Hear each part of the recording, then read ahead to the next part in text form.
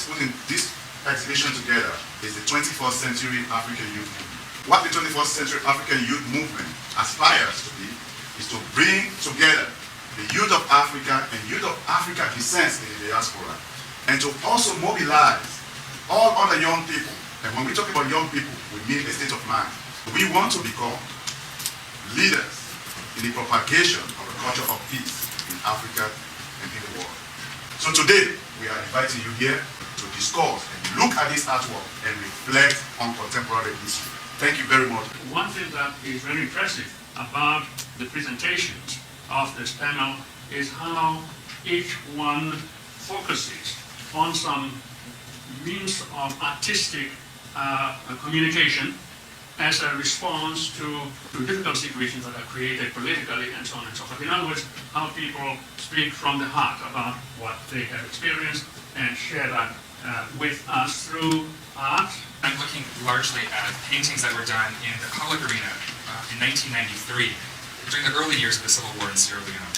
Young men, primarily undereducated and underemployed, led this massive public arts campaign in which they covered vast swaths of the public walls of Freetown and Bo and some of the other major cities in the country with really incredible murals and a series of portraits that depicted figures from the Sierra Leone past, from the larger Pan-African political imaginary, as well as individuals and figures from the global popular culture which captured these young men's imagination.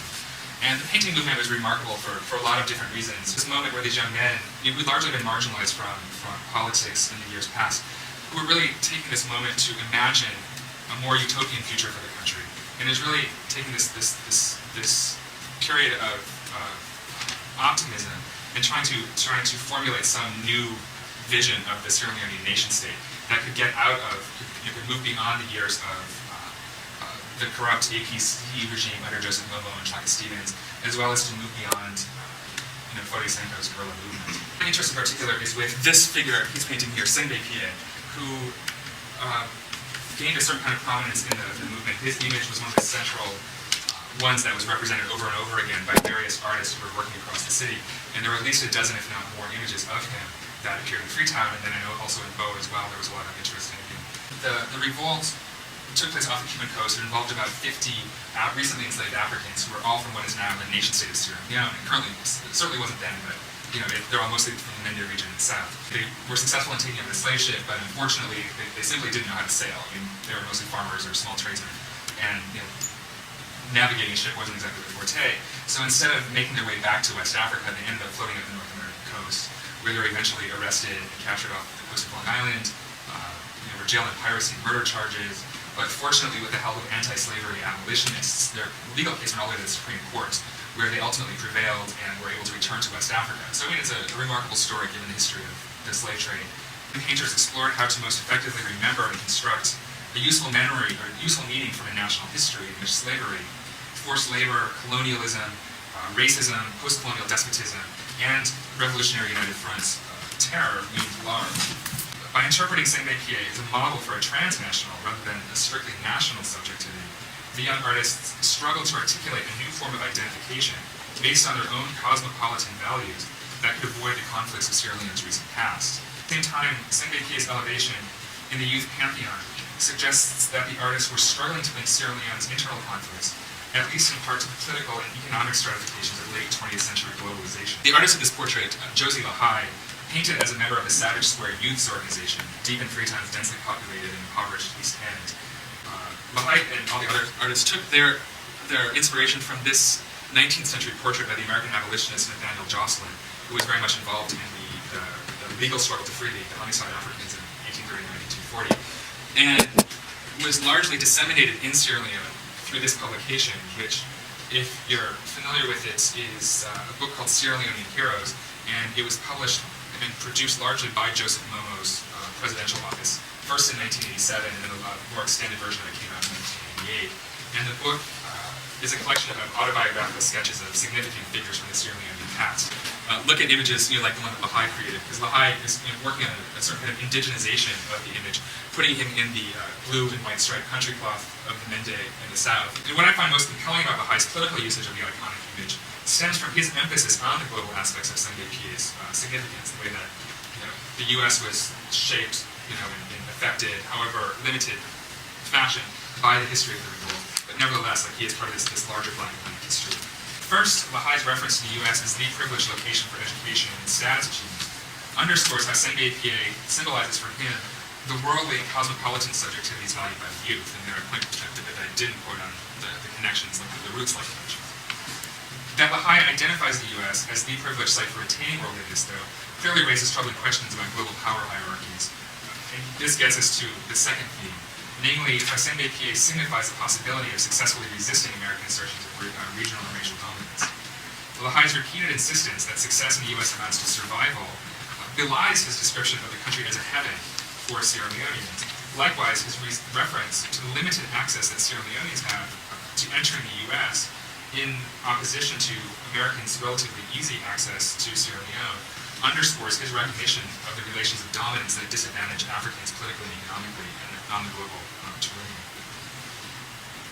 Sengbe Pie, who refuses to submit to an earlier manifestation of globalization or global dominance, then comes to symbolize the possibility of subverting America's authority and coming away the more powerful for it. This global fascination was ultimately turned back on the Sierra Leonean nation-state in an attempt to articulate a response to the conflict engendered by Fode Senko's guerrilla activities. Painting of the name Daegul, Tarawali explores the combat implications of Sengbe Pie's warrior heroism in fascinating ways to address explicitly the government's war against the RUF-SL's civil insurgency. On Jones Street in the western middle-class reaches of central Freetown, Daegul places Sengbe Pie in the blue striped cloth of his Mende ethnic group, much like Lahai did in the image we saw earlier. The flags form an X shape with Sierra Leoneans at the center, wrapped in an improvised Ecomoc banner, which I think is a very provocative comment on Sierra Leone's place in the broader regional and one might even say global terrain. Clearly there's an element of protection. Sierra Leone's being be protected by the other countries, but at the same time it suggests Sierra Leone's centrality to the stability of the region. There's an undercurrent to this particular image of the diamond trade, which is to say the dark underbelly of globalization and all of the violence, corruption, and terror associated with it in Sierra Leone.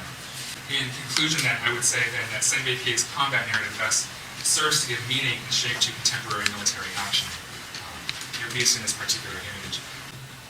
I have three intentions in presenting this paper. First, to introduce to this conference evidence of a juvenile marauder named Musa Wo, whose random mayhem in the images of Mende oral tradition may have foreshadowed the random mayhem of real-life juvenile marauders from what has been called the East Atlantic War Zone. Then, to suggest how Mende audiences have understood this character, and to use narratives told about him to appraise the nature of their own civil society and imperatives for its maintenance. And finally, to juxtapose images from Mende oral tradition to journalistic accounts from the Eastern Atlantic war zones, which suggest that the template for this children's insurgency may already have existed in narratives from oral tradition. That such juvenile atrocities are a realization of pre-existing nightmares in Mende anti-mythology. Let's turn to images of child marauders clipped from journalists' accounts only a few years after the performance of Mama Ngembe in Pujehun on the Sierra Leone-Liberia border.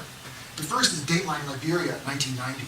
I'm aware of the growing power of such imported electronic imagery during my 1983 field trip to Sierra Leone. In the 10 years since I had worked in Matru, video parlors had been set up in nearby Bo and other towns throughout the country. For a few coins down a slot in some Lebanese-owned nightclub, patrons could buy glimpses of their heroes in video performance: Michael Jackson, Jose Feliciano, Eddie Grant, Bob, Rita, and Ziggy Marley. There were more than the celebration of musical youth in these ubiquitous images. They made their appearance in juxtaposition to images of age and authority.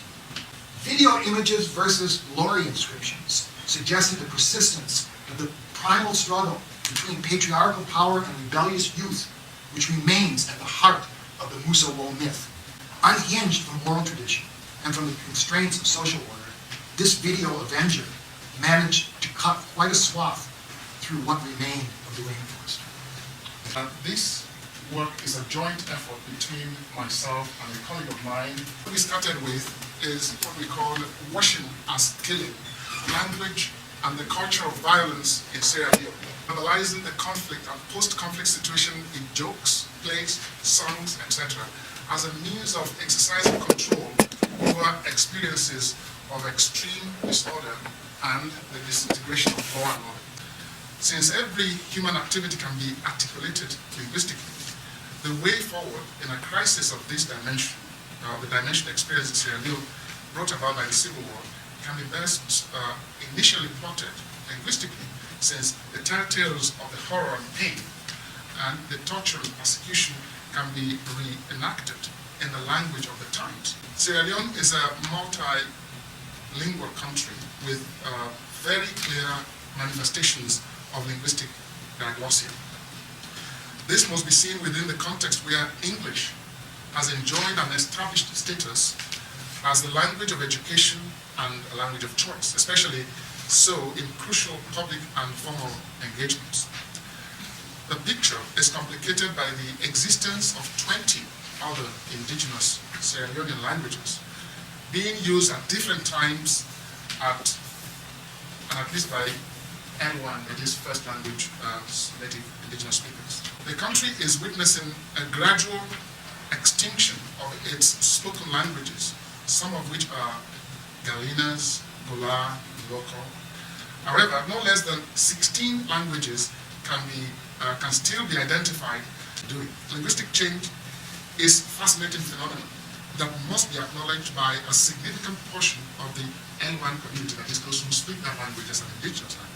The main purpose of the research was to examine the impact of the Civil War and its attendant violence on the Creole lexicon. It was noted that even though new words were not created in every instance involving the articulation of violence and other forms of brutality, transgression and human violation and so on, existing lexical items were manipulated to express such notions linguistically. What you will see is primarily a visual presentation. I will try to tie it in with a lot of what's been said today here about the use of language, overcoming trauma, healing. You'll see that many of the comments that were just made are part of my presentation as far as what art is used for in healing from trauma. So this is how we were greeted when we arrived in Sierra Leone. Particular things to pay attention to are the smiles on the children's faces. These are children, if you would talk to them, listen to them, you would have no idea what's going on inside. The role of art, medicine, trauma combined, and this was just mentioned, that what we are looking at is three different things. One is investigation of the trauma through art. The second is witnessing of the trauma, particularly to the outside world. And the third is healing the trauma, all of which involve art. This picture is drawn by a 5-year-old girl. The picture is fairly characteristic, witnessing of amputations. This one has less in the way of gunfire than some of the others. There's certain characteristics that you'll see of these kinds of drawings when you look at the faces, particularly.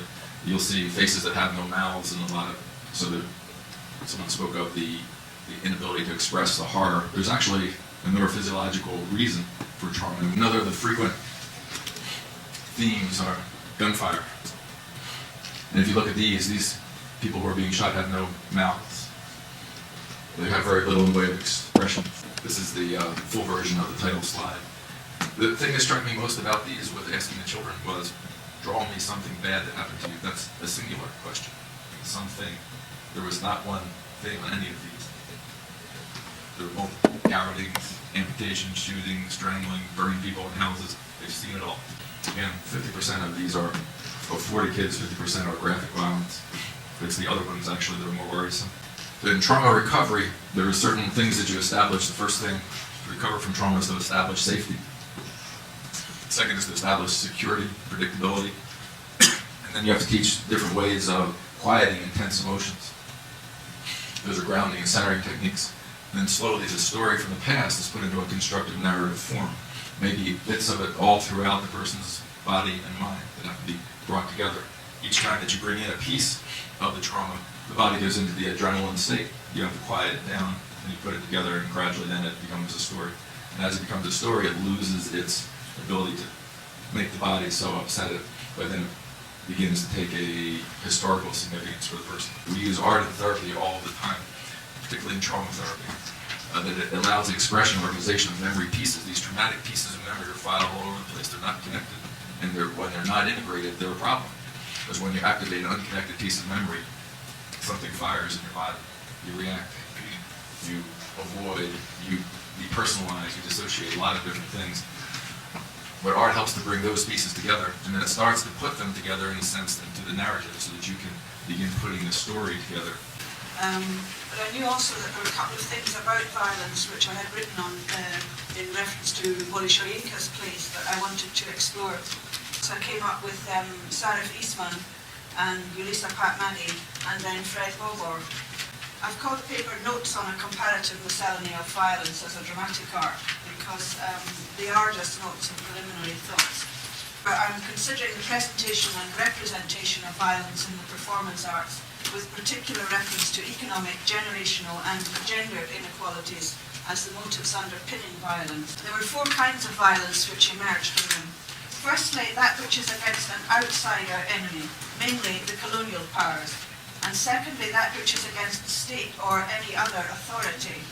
Thirdly, that which is articulated against other oppressed persons within a system. And fourthly, that which is perpetrated against the self. I was astonished to see in each of these playwrights that each of them did address an issue of violence in some way or other. Sierra Leone's civil war is not the longest of the civil wars that are taking place in Africa. That dubious distinction belongs probably to Sudan or perhaps Angola. Sierra Leone's civil war is not the biggest in terms of loss of lives. That dubious distinction probably belongs to the Democratic Republic of the Congo.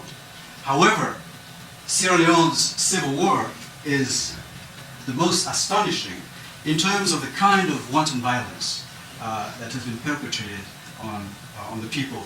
The role of art is to bear witness and to speak the unspeakable, and most importantly, to attempt to heal oneself as well as the community.